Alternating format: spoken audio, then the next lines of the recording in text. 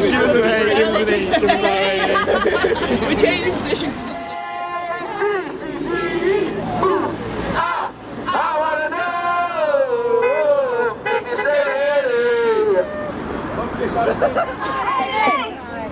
Hi, I'm Mike McGuigan. I'm Students' Union President here at Huddersfield. The reason we're out demonstrating today is because we feel really passionate that our students really want us to act on their behalf and do this. We know this because last year when we sent off our general election manifesto to our local MPs, it scored number 2 of our students, so they're really passionate about it. We send a lot of students up there on placement. We're worried what will happen to them when it's all merged in one. We have a lot of sports clubs, societies who unfortunately regularly send people. We're just really passionate about saving it in Huddersfield, and students are probably the most vulnerable people in the whole of Huddersfield in terms of the way they are and just being separate. And I think parents want to know they've got that blanket and that security knowledge that just up the road there's that accident emergency in case anything does go wrong. So that's why we're here today. We feel passionate about it. Brilliant. Thank you very much. Save our A&E! Save our A&E! Save our A&E! Save our A&E! Save our A&E! In terms of what you want to do, it's on a first come first served basis. to stay here, or you can go around to the front of the Briar Court, which is where we're here now. Can we hear what's been said? I don't think so. I mean, there's about 2 sets of doors, I think, so and I don't know what the sound system is. I don't think it's designed to be heard outside, but open a few windows.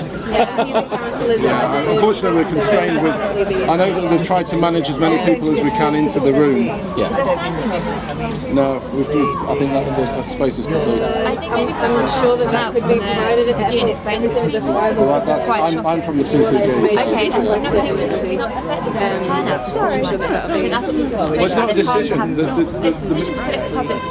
It is. Well, no, it's not. The decision hasn't been made to do that. So The meeting is about whether or not there is a decision. People want their decision. say in that decision. That's the problem. About whether or not you want it to go to public consultation? Yes, of course they want that. So public consultation is about you having your say? I know public consultation is, but we don't want it to go to public consultation. This is a crazy idea. The people here don't want it to go to a consultation. That's why they're here. And if the decision in this council meeting is about that, that's what they want to stop.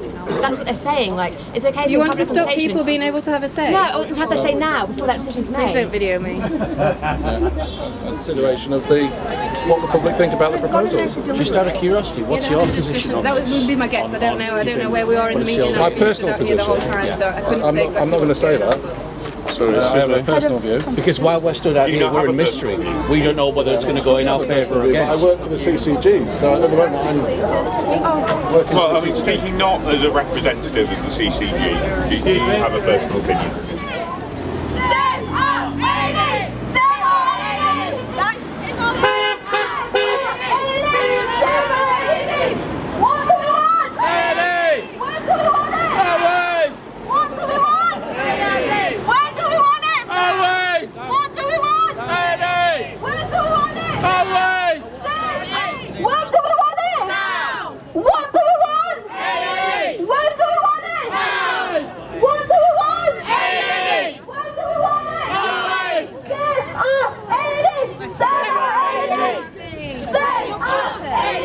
Save our A&E!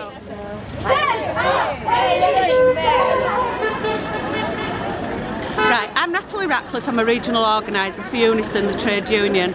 I'm also a resident that lives in Huddersfield, I live in Slathwaite, so the closure or the prospective closure of Huddersfield Accident and Emergency is quite dear to my heart. What I would say is the meeting was a foregone conclusion. They voted unanimously to go into consultation.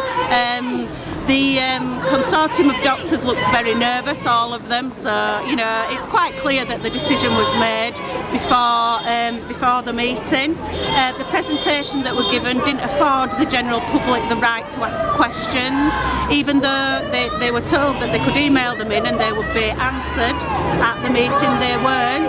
They just mentioned some themes, so it was just a foregone conclusion really, which is no surprise, is it?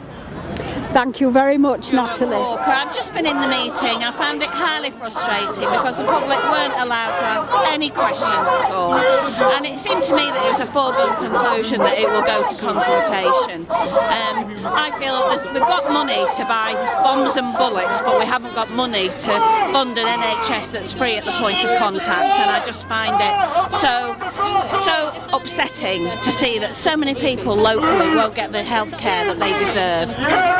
Thank you. Ed Rollinson from Home Firth. I went into that meeting, I was refused access to it. They tried their very best to stop people going in, and nothing was done there, just rubber stamps. They refused to answer questions.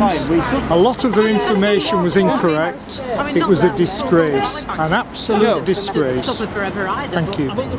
Hi, my name's Jenny Shepherd and I'm the chair of Calderdale and Kirklees 999 Call for the NHS, and we're just talking about the privatisation drive behind this right care, right time, right place hospital cut scheme.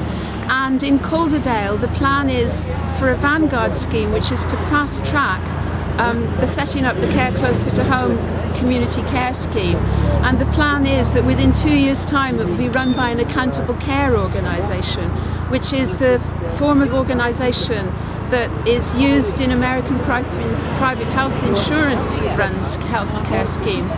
So it's clear that this is about imposing an American private health insurance system onto the NHS, in my view.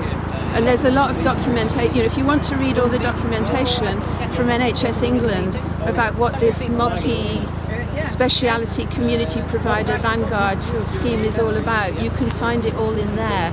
And the thing about the Accountable Care Organisation is taken from Calderdale Clinical Commissioning Group documents on the Vanguard scheme, so it's all traceable and documented. And it's not good news for us. Thank you very much, Jenny. You're welcome.